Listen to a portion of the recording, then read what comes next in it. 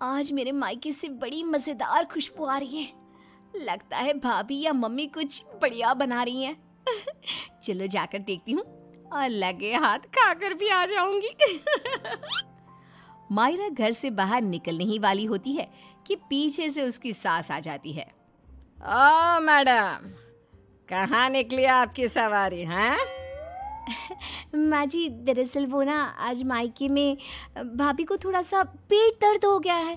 बस वही तो एक अच्छी ननद होने का फर्ज निभाते हुए उनका हाल चाल पूछने जा रही हूँ मैं। कोई जरूरत नहीं है। रोज तेरे मायके में किसी न किसी की तबीयत खराब हो ही जाती है और रोज तू फुदक के चली जाती है। हमारी ही अकल पर पत्थर पड़े थे जो पड़ोस की लड़की को ही बहू बना लिया। अब आपका मायका 100 किलोमीटर दूर है, उसमें मेरा क्या कसूर? आपका खाना बना दिया है, आटा भी गूंद दिया है, गर्मा गर्म फुल्की बनाकर खा लेना ना आप।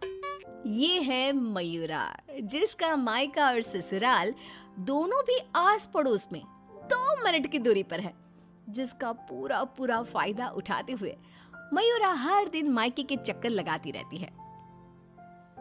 हेलो मम्मी, हाय भाभी, क्या बात है? आज तो बड़े ही शाही और लजीज पकवान बने जा रहे हैं। कोई दावत शावत है क्या आज हमारे घर पर? खुशबू आई नहीं कि चली आ गई महारानी चींटियों की तरह सूंघती हुई। अरे बेटा, तेरे भाई का प्रमोशन हो गया है, इसी खुशी में उसके मनपसंद पकवान बना रहे हैं। बस आ जाती तू भी, दामाद जी और समधी समदन जी को भी न्योता दे दे। पर मम्मी जी, हमें थोड़ी ना पता था कि ये सब आएंगे। मैंने तो वैसे भी खाना कम ही बनाया है। क्या भाभी, अब आपको ये तो पता है कि मेरा ससुराल पड़ोस में ही है, और आपको तो मैंने कह कर रखा है ना कि मेरे 2 एक्स्ट्रा फुलके सेक कर रख दिया करो। मुझे मम्मी के हाथ की बनी सब्जियां कितनी पसंद है। आई बड़ी महारानी। ऐसे ही मयूरा आधा दिन अपने ससुराल में और आधा दिन अपने मायके में गुजारती रहती। एक दिन सुबह नाश्ते के दौरान मयूरा के ससुर धनराज और पति श्लोक, अरे मयूरा, ये क्या? ये पराठा तो आधा कच्चा है और मेरा पराठा तो कुछ ज्यादा ही एक्स्ट्रा पक गया, जो जल गया है। कोयले से भी काला हो गया। ये तो होगा भी क्यों नहीं। ये करम जली सुबह सारा काम ऐसे ही फटाफट गड़बड़ी में जैसे तैसे निपटाकर अपने मायके भाग जाती है। इससे क्या फर्क पड़ता है? सास को अगर चक्कर आ गए दिन दहाड़े, तब कौन आएगा बचाने? ओ कम ऑन माँ जी, चक्कर, और वो भी आपको? दिन भर आप हर आधे घंटे में कुछ न कुछ खाती रहती हो और फिर भी मुझे ताने कस रही हो। Very bad. तो तू कौन सी गुड है, हैं? आई बड़ी।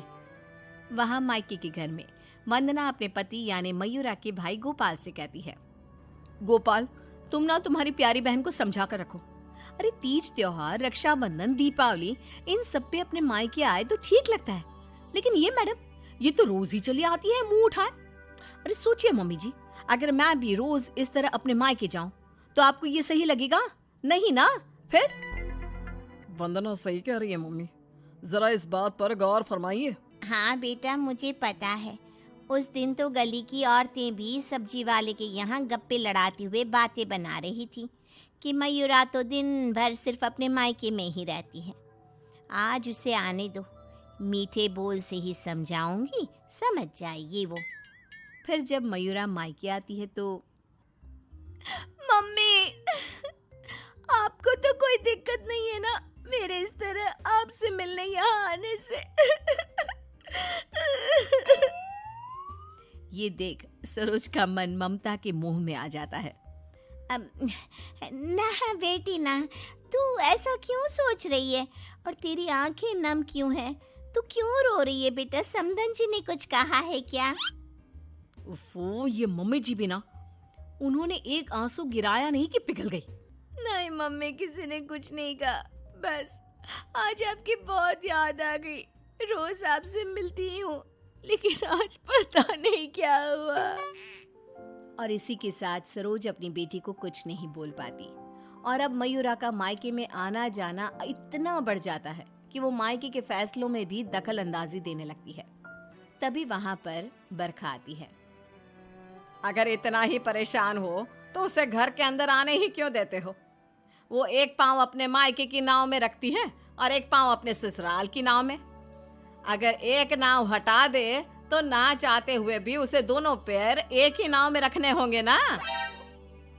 हाँ काकी, एकदम बराबर बात कर रही हैं आप। लेकिन समधन जी, आप अपनी बेटी के मुंह पे दरवाजा लगा पाती क्या? देखिए, मुझे वो सब नहीं पता। अब उसका पूरा संसार उसके ससुराल में बस चुका है। उसे वहां ध्यान देना चाहिए, ना कि इधर मायके में। और इसलिए आप ही हो, उसे यहाँ आने पर आप ही को रोक टोक लगानी होगी। बस यही कहने आई थी। नमस्ते। अगले दिन ससुराल में बरखा की तबीयत खराब हो जाती है और मयूरा उसे बिस्तर पर ऐसे ही छोड़कर मायके भागती है। चली गई मायके, अपनी बीमार सास को बिस्तर पर छोड़कर, निकम्मी कहीं की।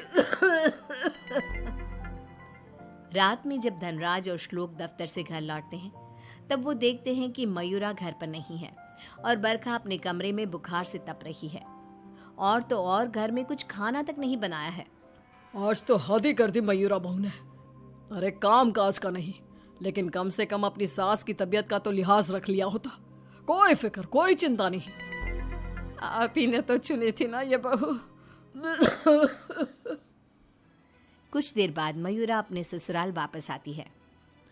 मयूरा, घड़ी देखी तुमने? हाँ, घड़ी में 2 सुइयां एक साथ कितनी प्यारी लगती है ना। बिल्कुल आपकी और मेरी जोड़ी की तरह। मैं मजाक के मूड में बिल्कुल नहीं हूं मयूरा।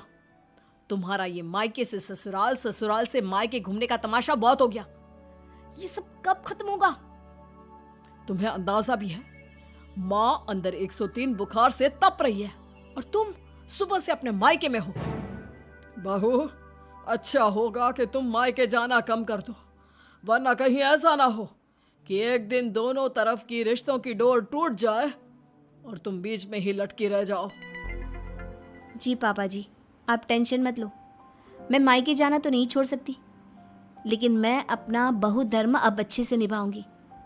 मैं रोज माँ जी का एकदम हल्की नाजुक पत्ते की तरह ख्याल रखूंगी और आप लोगों को शिकायत का मौका भी नहीं दूंगी। पर मयूरा तो आखिर मयूरा है, इतनी जल्दी कैसे उसे किसी की बात समझ में आ जाती? ये तो उसके डिक्शनरी में था ही नहीं।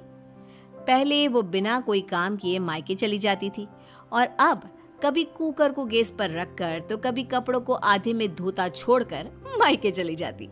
उसकी इन हरकतों से ससुराल और मायके वालों को तो पहले से ही परेशानी थी। अब तो आस-पास की औरतों के लिए भी मयूरा अच्छी खासी शाम की चाय की गॉसिप बन गई थी। अरे वो सरोज बहन की बिटिया मयूरा कभी इस डाली तो कभी उस डाली फुदकती रहती है। मुझे तो दिन भर अपनी खिड़की से उसका ये सर्कस देखने में बहुत मजा आता है। अरे मैंने तो सुना है उसकी भाभी वंदना अपनी ननद को एक आंख पसंद नहीं करती। दरअसल मेरी बहू काजल और वंदना ना सहेलियां हैं, इसीलिए पता चला। पर मानना पड़ेगा सरोज को, बहुत अच्छे गुण दिए हैं उसने अपनी बेटी को।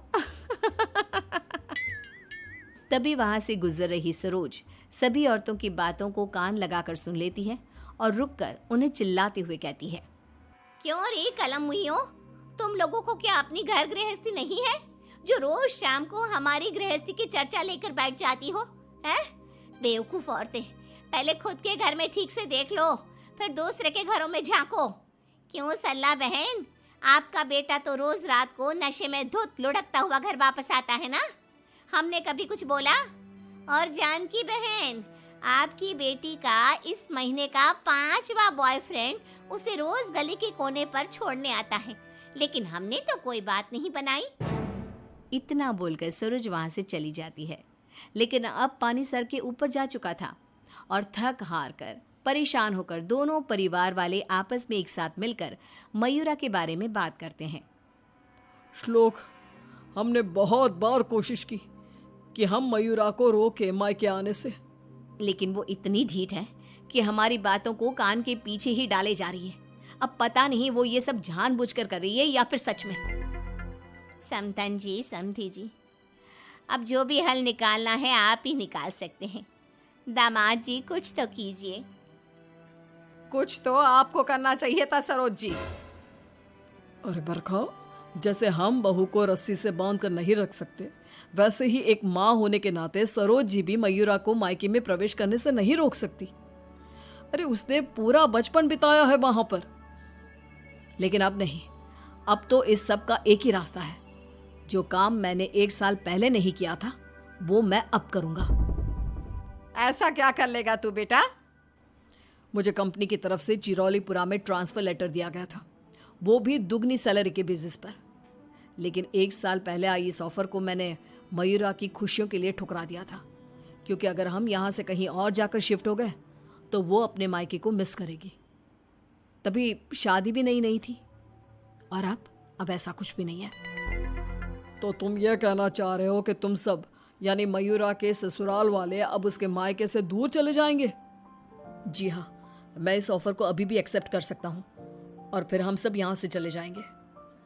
अब हम और कर भी क्या सकते हैं? अगर मयूरा को अपने मायके जाने से रोकना है तो बेहतर यही होगा कि उसके पड़ोस के ससुराल को दूर ले जाए और उसके ससुराल वाले ही अलग जाकर रहे, जिससे वो रोज अपने मायके नहीं जा पाएगी। सभी श्लोक के इस फैसले पर सहमति जताते हैं और फिर मयूरा अपने पति की ट्रांसफर की वजह से शिफ्ट होने की बात को साधारण समझकर अपने मायके से दूर चली जाती है। जो भी कहो, सही मायनों में बहू विदा करके तो मैं अब लाई हूँ।